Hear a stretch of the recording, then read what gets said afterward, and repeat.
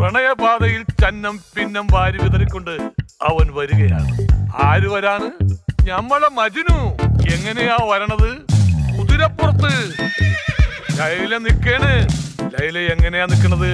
മാരുവില്ലങ്ങാടിയിലെ പൂക്കള് വിൽക്കണ നഴ്സറിയില് വെളിച്ചപ്പൂക്കള് പൂത്തു നിൽക്കണ സിദറത്തുൽ മുൻതഹ മാതിരി. എന്ത് പേര് മലയാളം?